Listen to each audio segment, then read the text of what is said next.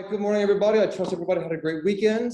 Kind of an exciting week this week, and not just because I'm not lecturing, but we've got two fantastic guest lectures this week. We're going to be discussing different components of orality and Indigenous knowledge systems.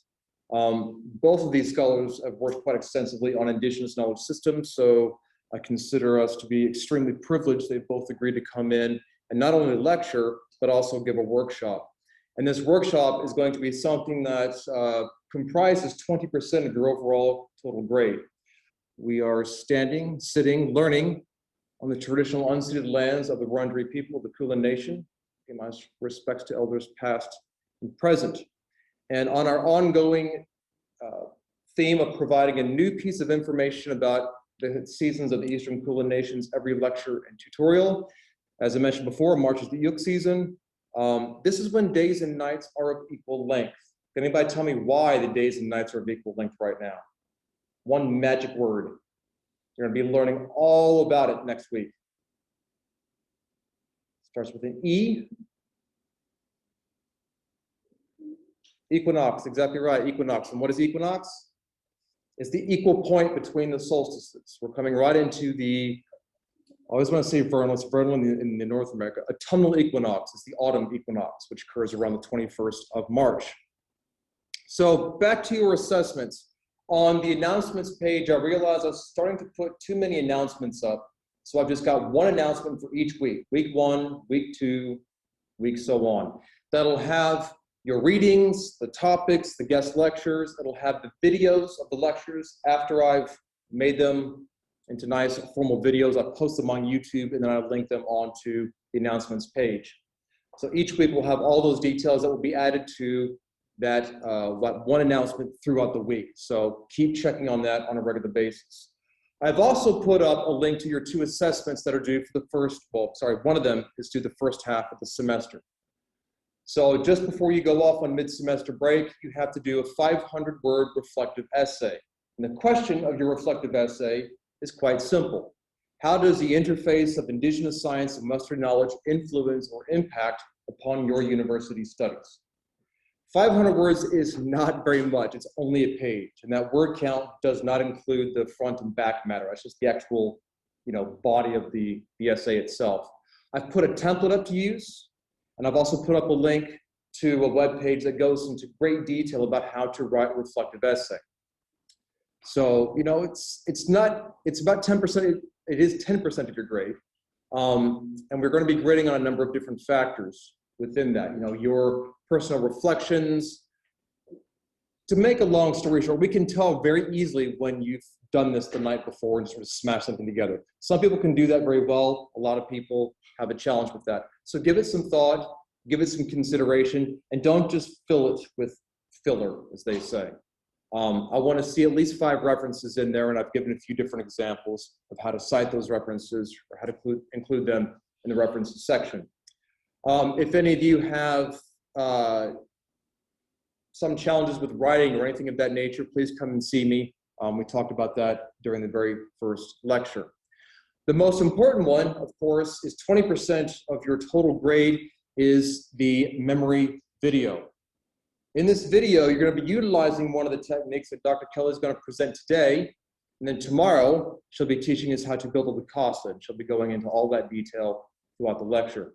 You need to pick one of the Indigenous memory techniques, memorize the 88 standard IAU constellations, what their names are and what they mean. I found it in the too hard basket to try to figure out how to get you to identify them in the sky.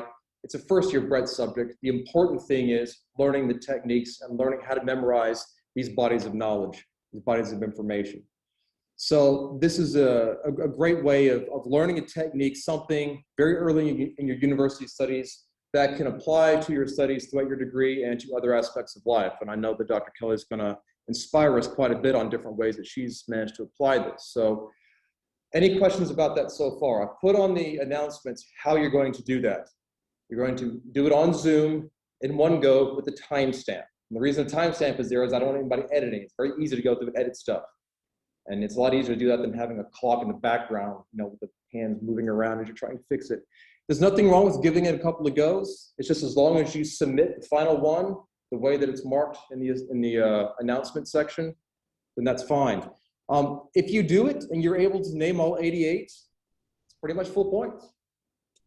The only way you're not going to get full points is if you can't do the task, or if there's any obvious signs of cheating. Like, you know, you're supposed to be watching the video and you're like, Andromeda, Aries, you know, when it's obvious you're not doing what you're supposed to be, that'll count against you. But it's kind of an easy grade, really. It's an easy mark. It's an easy assessment. It's going to be fun. You've got the entire semester to do it.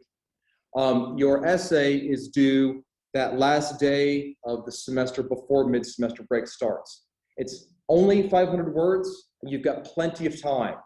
I do not want to receive a bunch of frantic emails of very innovative and curious excuses to why you haven't done it because you've left it to the last second. So please take some time now to think about it. Please take some of the readings that I've provided, do some of your own research, get that essay done. You can submit it any time. I'll put the link up later today or tomorrow about how exactly to do that. But get it going now. Don't leave it for the last second. Okay, enough about this. I'm very excited to present Dr. Lynne Kelly, who will be speaking to us about orality and memory systems. Dr. Kelly is a two-time senior memory champion, Australian memory champion, and has written a number of books, including Memory Craft and the Memory Code, and recently with Margot Neal, the book Songlines. Okay, 88 items sounds a lot. I guarantee you can do it in one day using the techniques that I'm going to teach you. I have the world's worst memory. Yours is without doubt better than mine until I discovered these methods. It's why I did physics and maths at school, because I couldn't pass anything else, especially not languages. We will get to that. These techniques make all the difference. I now have 1,000 digits of pi in. The Lucasa I'm going to teach you in the workshop, that one has 82 families and 412 birds on it. It really does work, and by Wednesday, you're going to have those 88 probably off pat. If you come with that list of 88, use it for your workshop, and that'll be it. Right, let's get to the point. Indigenous memory systems are extraordinary.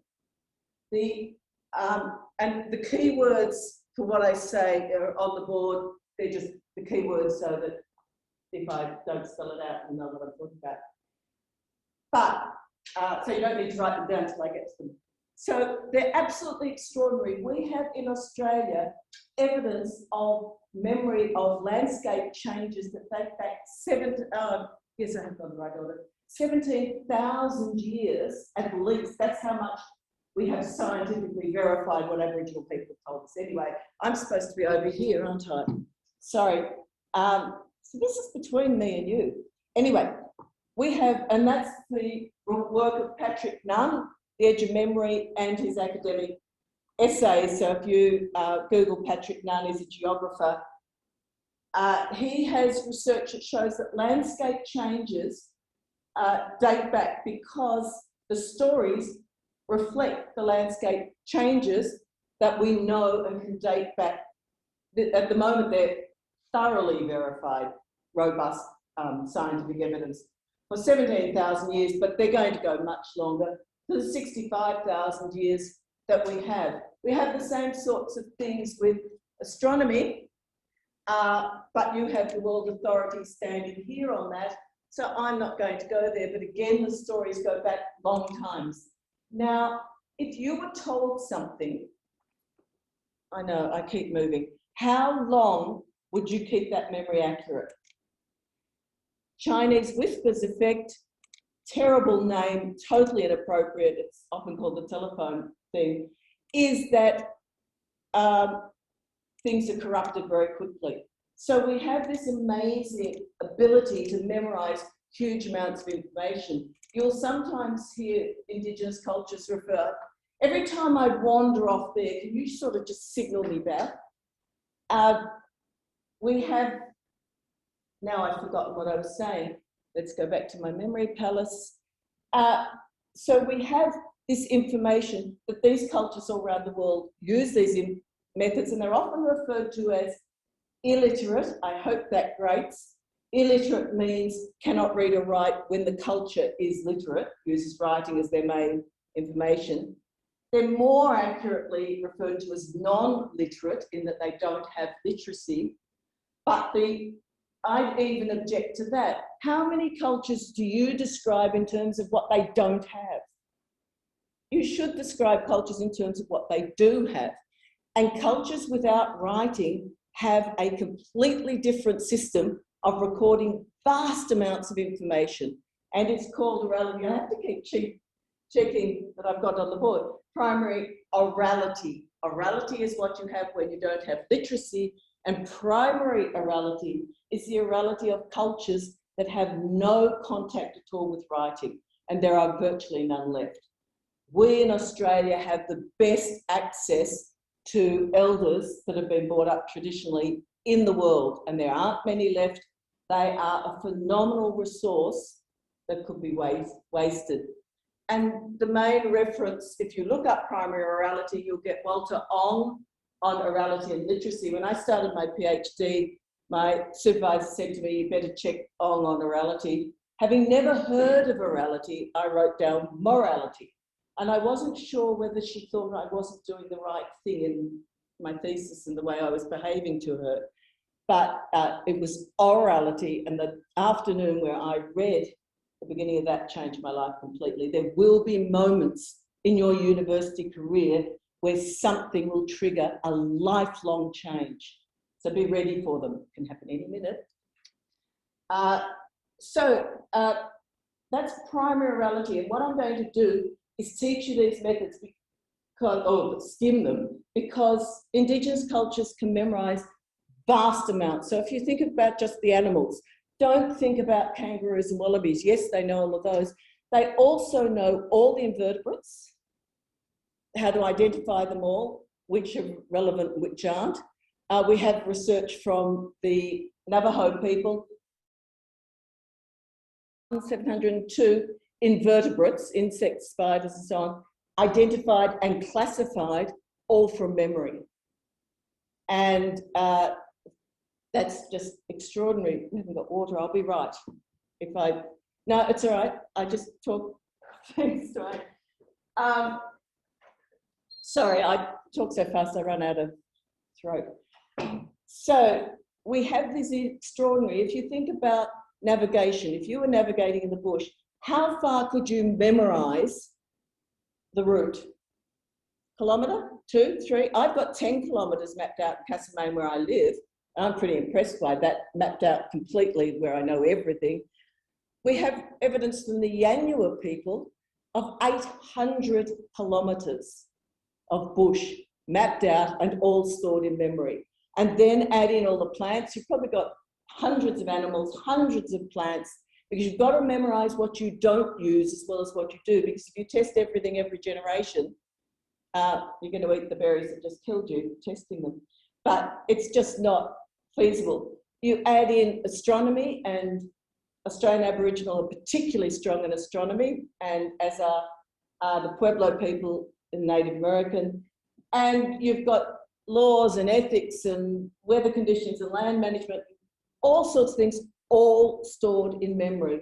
And when I read this little bit at the beginning of my PhD, which was supposed to be on a completely different topic that I won't bother boring you with, my brain said, how the hell are they doing that? Because I have struggled with the day of the week. And this is how they do it.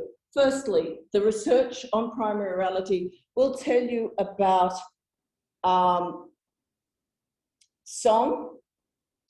If you sing information, it is much more memorable than anything else. One thing I'm going to tell you is never type notes. I'll tell you why, if I get to it at the end.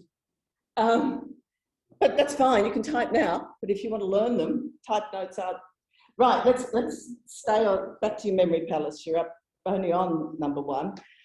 Song, little kids sing their alphabets, and then we grow up and sing, I love him, I can't live without him. What useless thing to keep running round and round and round in your head.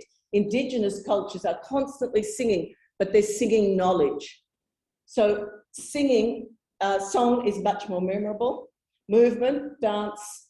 I have to say dance instead of dance, or my voice recognition software doesn't know what I'm talking about.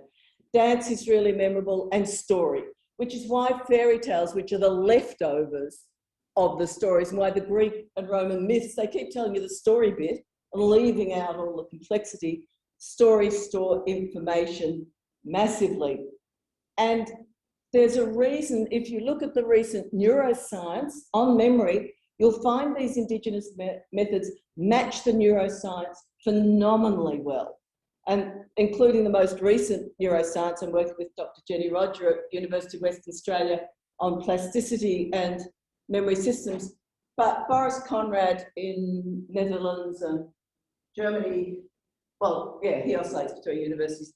He'll get you, his name will get you into, if you put that with memory, the research on just how powerful these techniques can be. I've jumped ahead, but use characters as well. And that's what I underestimated in my PhD, and the first 3 books, including Memory Craft that he had me in that picture I hate holding, in my academic book, and then the Memory Code and Memory Craft, I underestimated the value of characters. And if you look at Indigenous cultures, don't call them gods. Have you ever heard an Aboriginal person refer to their gods?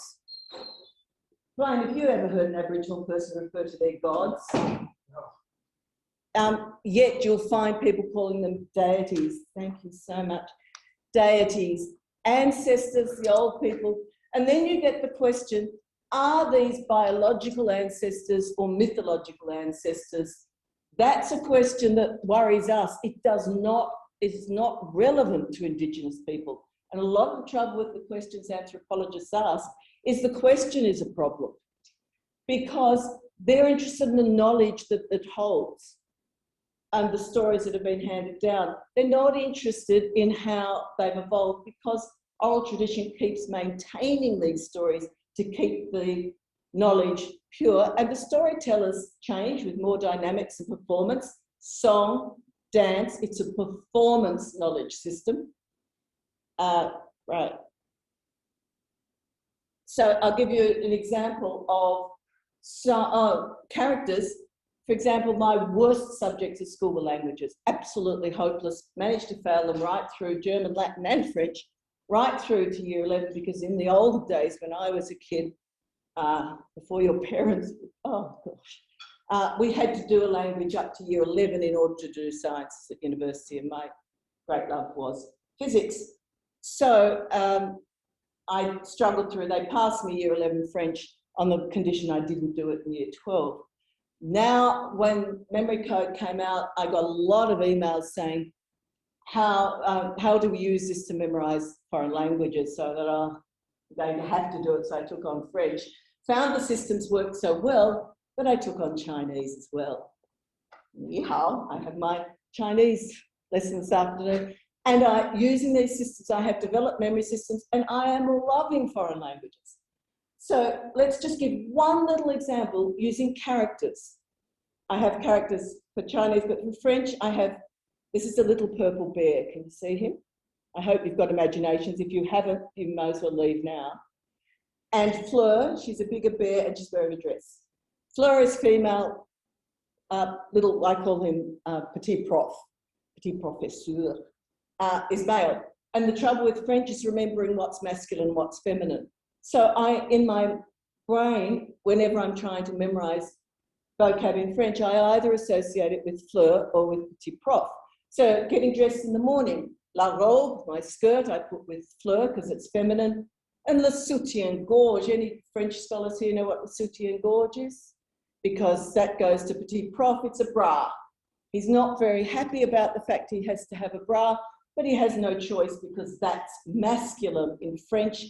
Anyone can explain why, good on you. But he refuses to have a vagina, even though that is masculine in French as well. So you all remember now that vagina and bra are masculine in French. Just by having that character adding personality to it makes a massive difference to being able to memorize. And you'll find there's no Indigenous stories. Have you ever come across one without characters telling the story? It just doesn't happen. And that's the way the human brain works. We are a storytelling device. So why in physics did I teach for 30 to 40 years without using stories and characters? I did use wombats. I dropped them off the cliff and splattered them at the bottom when I was doing those experiments, and I swung cats around rooms for circular motion. But mostly I didn't use characters at all. So that's Donald Trump done. On to the next, I've done that. So songs store information really well. So we did an experiment at Malmesbury Primary School, watch the time. Malmesbury Primary School, little kids, they had to do force. Can you tell me what a force is? Quickly, someone, anyone. A force does, but what is it? Oh dear. Every time you say force, you must think push-pull. A push or a pull. You'll get more sophisticated here, but we are talking primary kids. They were taught force right through the school, from little kids to big school kids, and they did all the experiments and everything. I asked 70 out of 70 of these kids, remember doing force in science last week, so I put in context? Yes. What's a force? 3 of them told me it was a push or a pull, so they did better than you. And the rest said, when mum and dad make us do things, or may the force be with you. If you think about that, it is appalling physics. So the music teacher got the Imperial March and wrote a little song. A force is, I can't do it without the actions. A force is a push or a pull, push or pull. So the kids sung that in music, and not again for a week. Some sung it in assembly, not again for a week. I used exactly the same wording to them, and I got 70 out of 70 telling me it was a push or a pull, doing the actions and laughing. And that emotional enjoyment makes all the difference. I'm suggesting now that all your key definitions you sing, because then when somebody says force, you'll get push or pull, push or pull. You won't get whatever it is you're getting in your head, because nobody said a push or a pull. But they all do year 12 physics.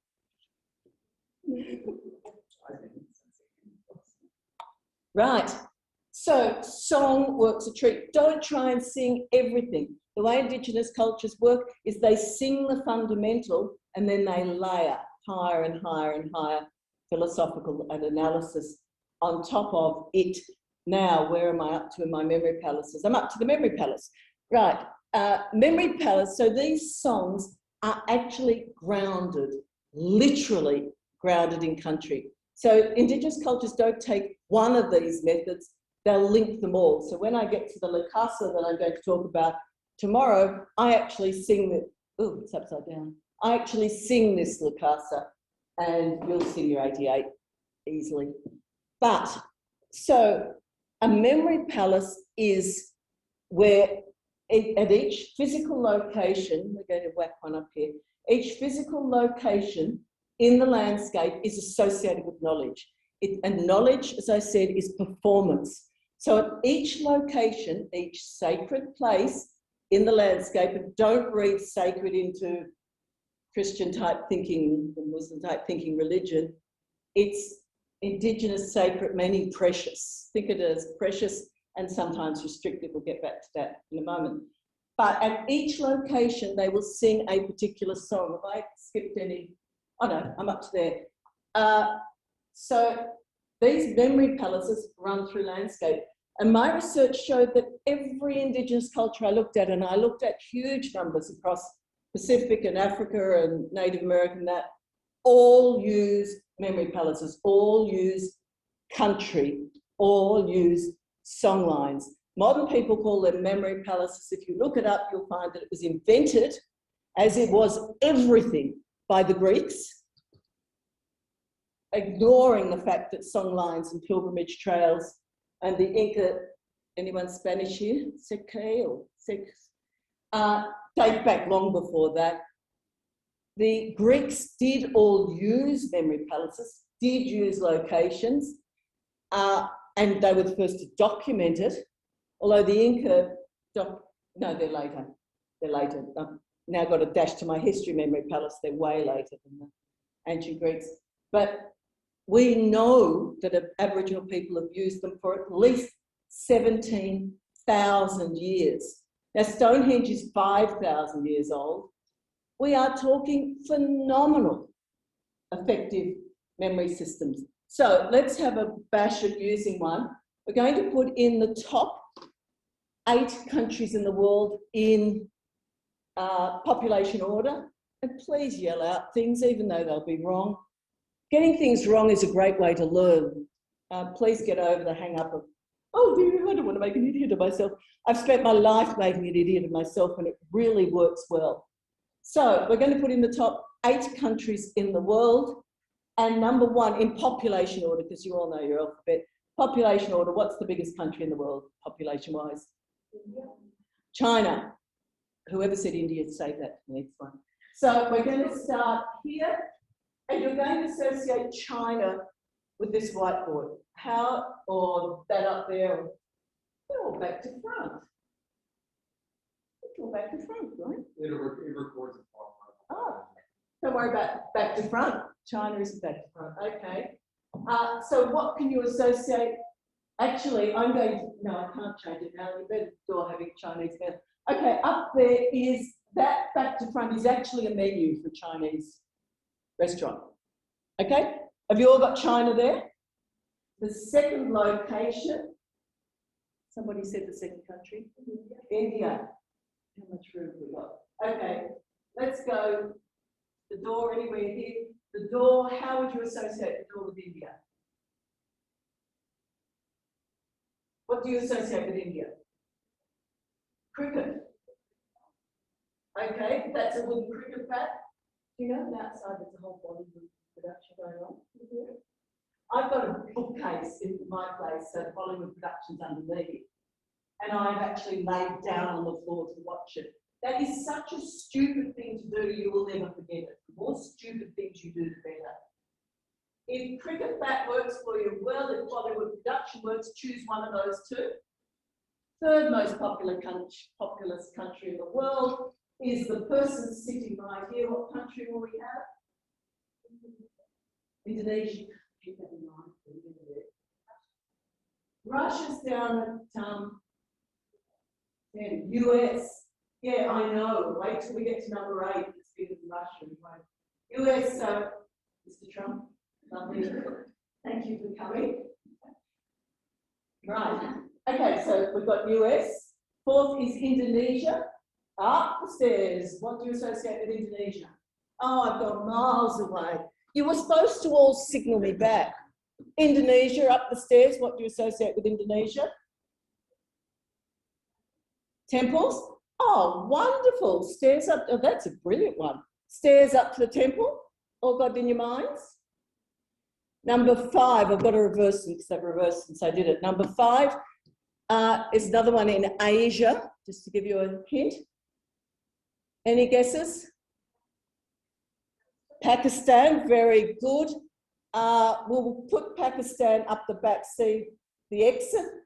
Anything up the back door with the exit sign that gives you Pakistan? Okay, he's packed to leave.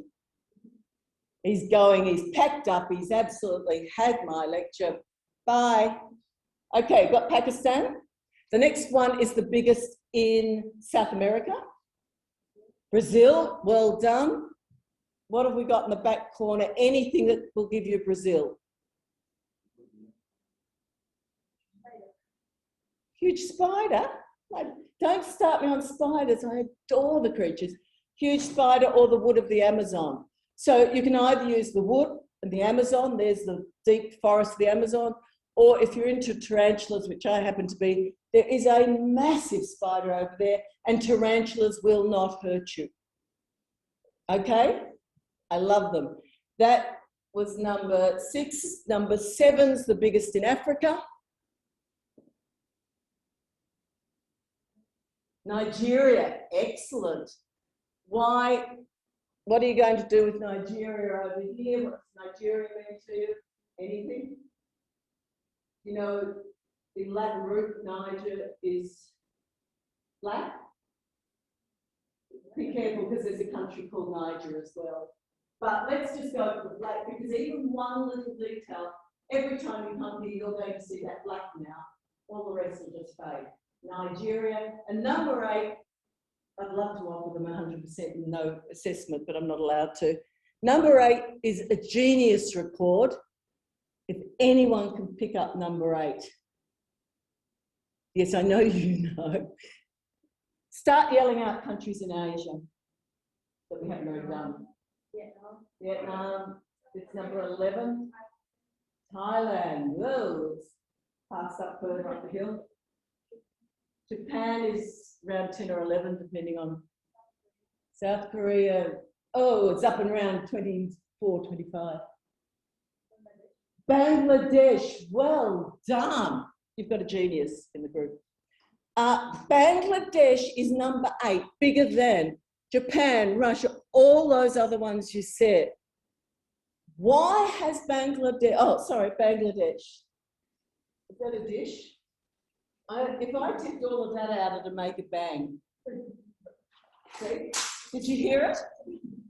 I'll pick them up later. Possibly. Bangladesh. My granddaughter did that when she put it in when she was 5. She got loves noise, bang dishes to get that she thought it was the best country in the world. Bangladesh. I'm not going to keep going, but in your mind, can you start here and just see if you get the whole 8?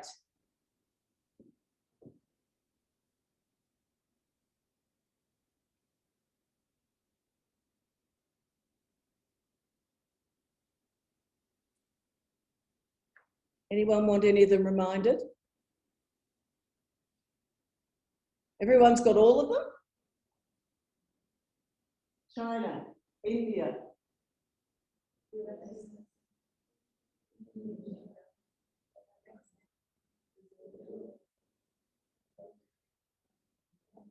Fantastic. What you have just done is created a songline. Oh, created a songline.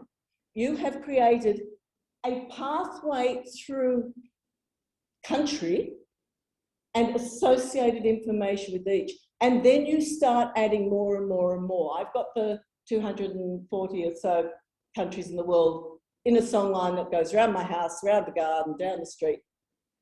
And you add, so you start adding to the stories.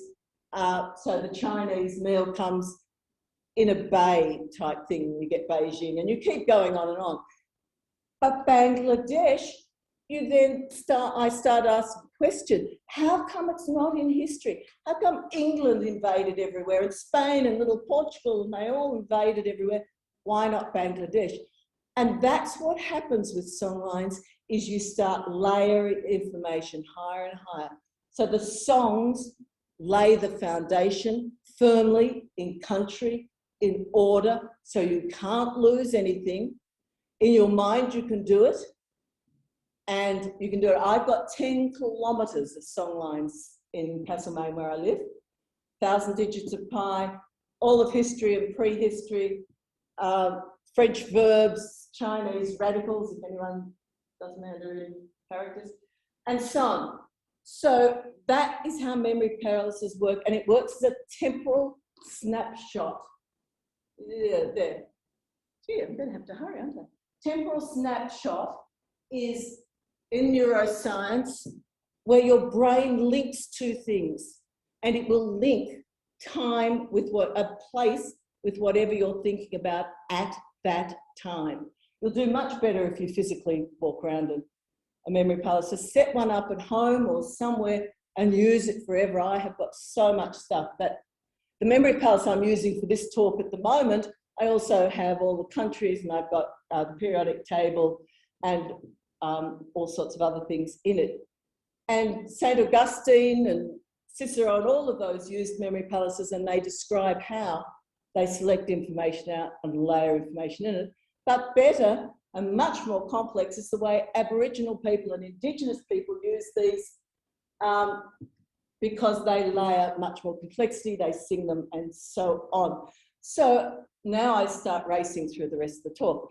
So what we've got then is questions we ask. Why aren't we taught this in education with little kids? I'm doing that at a number of primary schools. Candlebark School, John Mars School, are setting up a whole woodhenge matching what I say about Neolithic monuments. Anyway, they're setting up a songline. Malmesbury has one right through. They work unbelievably well, and they work particularly well for kids with dyslexia and the kids hyperactive that can't stay still because they can move. The brain naturally works that way. So I'm not sure why we don't do it. Why don't we sing information? Why don't we tell stories about it? We did the solar system at one school, and in creative writing, they were supposed to describe a party, and the opening was a door. So we just made it, the sun had a party, and the planets arrived in order. Jupiter was a stormy character. Saturn wore a whole stack of rings.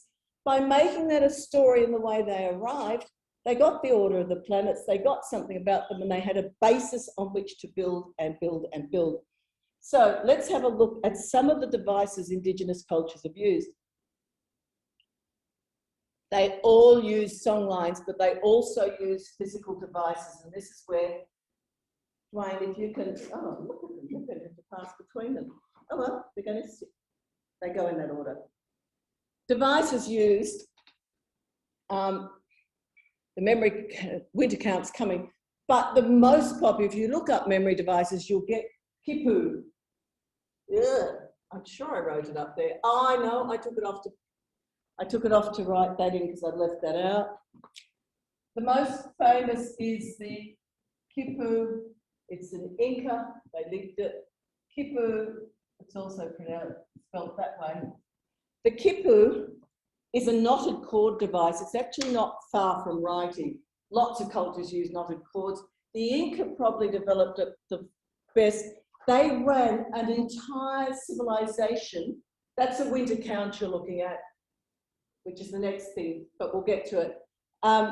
They ran an entire civilization right down the west coast of South America without writing, because they used quipus and their secas around their capital, Cusco.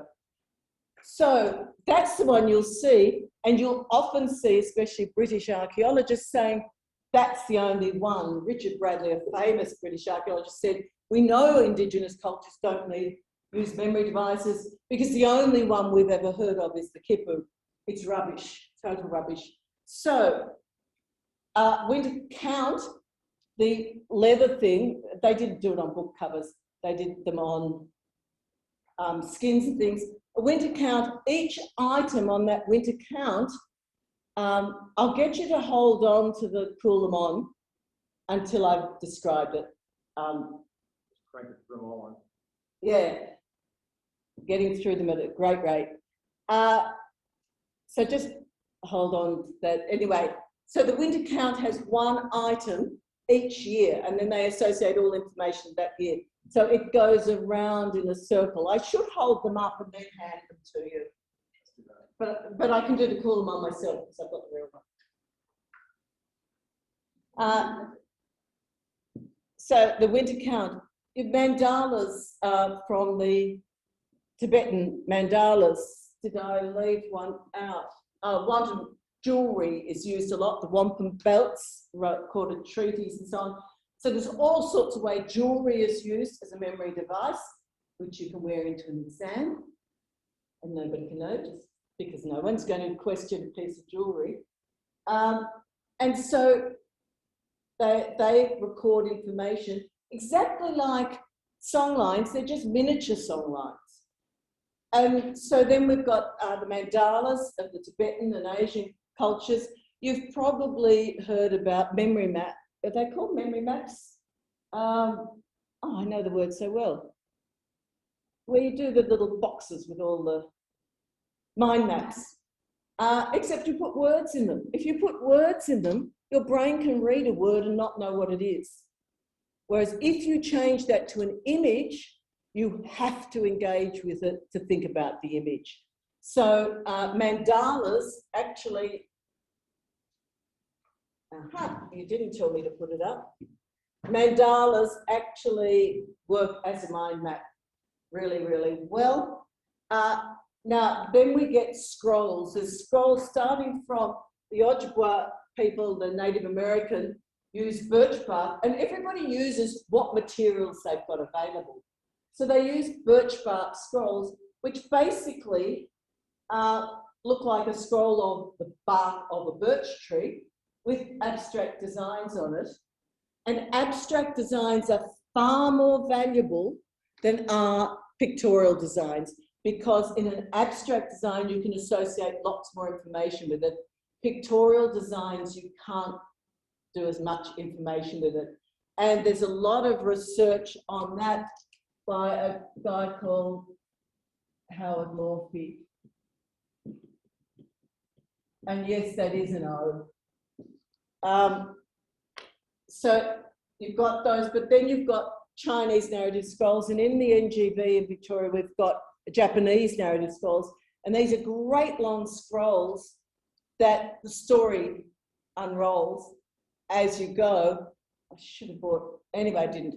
And that tells the story, which records history or any information in it. So pictorial is what's been used as literate cultures come into effect. And whenever they show you the ancient caves and everything, they'll always show you the stuff you can recognise and ignore the abstract designs. But Indigenous cultures will tell you the abstract designs are more valuable. And so now we get to the koulamon, a food dish. This is the real one, so that's being handed around. So you hold the food dish like that. This one's over 100 years old. It's a Western Desert one. I've been given guardianship of it by a Warlpiri woman, Nungarai. So I won't hand it round because that would be disrespectful. It's a powerful object, but that's a replica.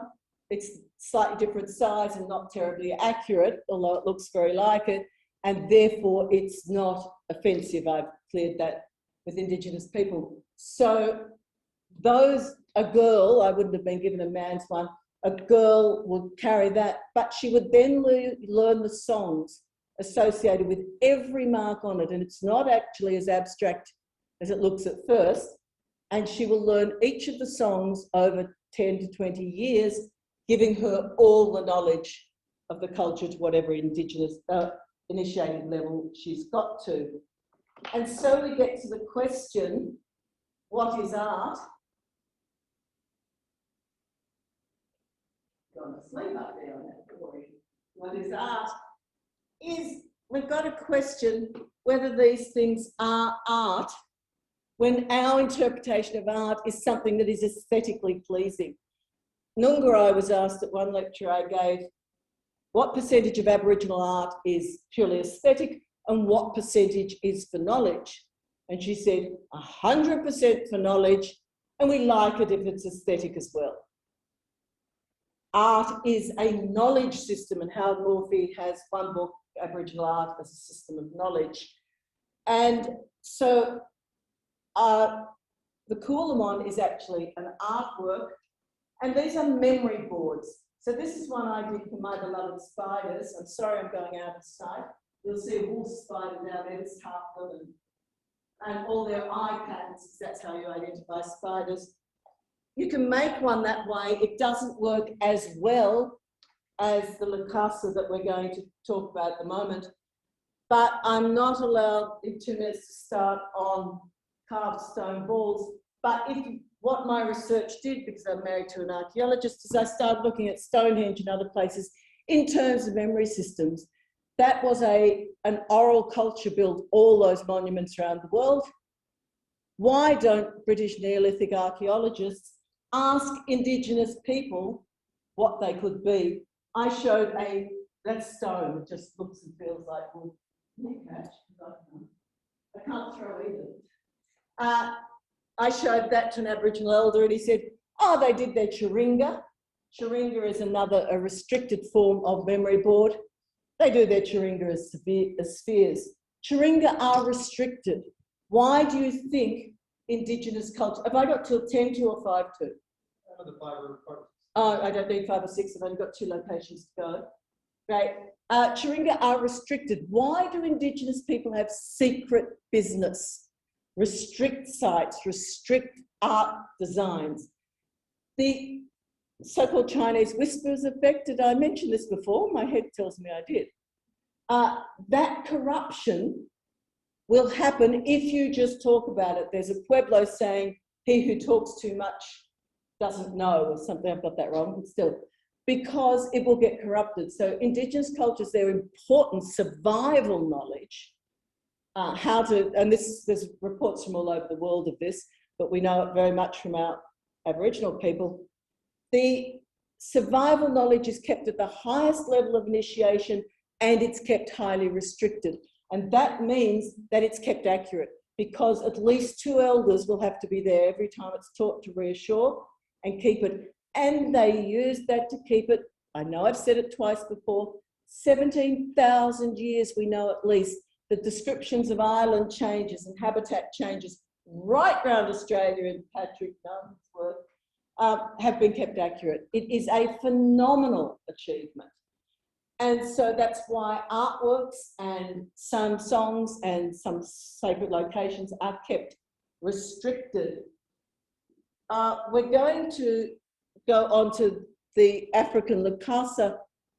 I'll go to these tomorrow because I've paid the Luba people in Africa. They know I'm teaching how to make these.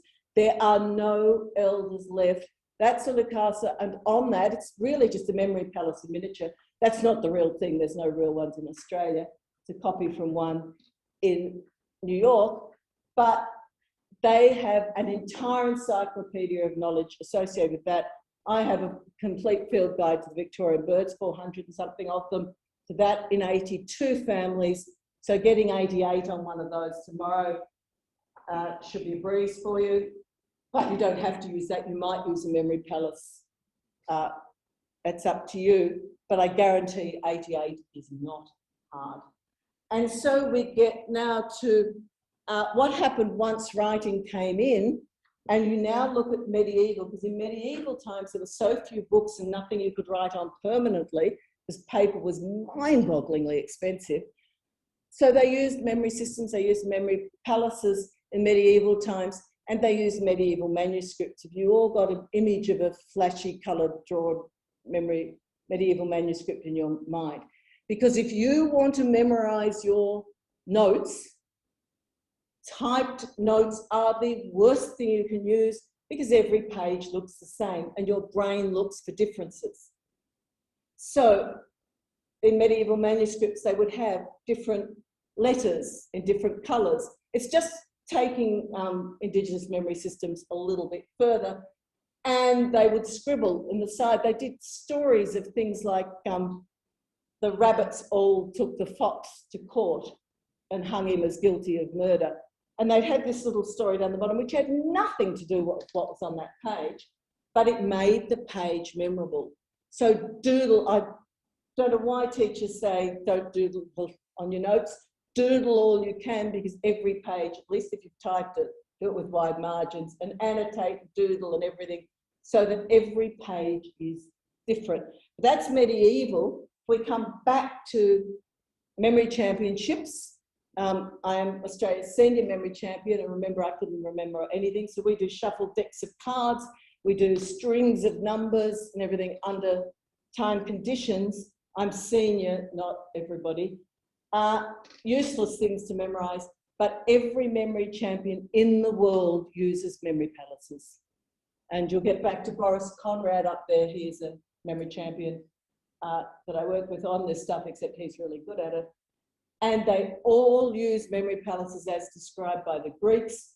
Aboriginal songlines are a very complex and much more effective method than the Greeks used. I finished. Excellent. Thank you so much. Thank you so much for that, Lynne. So tomorrow during our tutorials, our practicums, Lynne is going to be teaching everybody how to build your own Lucaso. So you brought the bits and bobs that they're going to put together tomorrow? I haven't got them today, I'll bring them tomorrow. Yeah, bring them. So you don't have to bring anything. Those of you online are going to need to get this. So I've put up some things on the announcements page, a little cork board about yay big or so, or even an old mobile phone case, whatever you can attach beads or little shells or rocks, whatever you like. It looks like this. can glue them on. So what I'm going to do tomorrow is I'm going to record on video the workshop that Dr. Kelly is going to be doing, and I'm going to post that video on Wednesday. The video will be posted so you can do it on your own time. I will be there live for that hour if you have any questions or anything like that. But I'll put together this lecture today as a video and post it on the announcements page. Do we have any of the other memory devices in the crowd at the moment? Just got a couple at the end here. Okay. And can you quickly run through, as quick as you can, the countries of the world? Yes, go through. China, India, Pakistan, Brazil, Nigeria, and Indonesia. It works really well. Well done. All right, thanks everybody. See you tomorrow.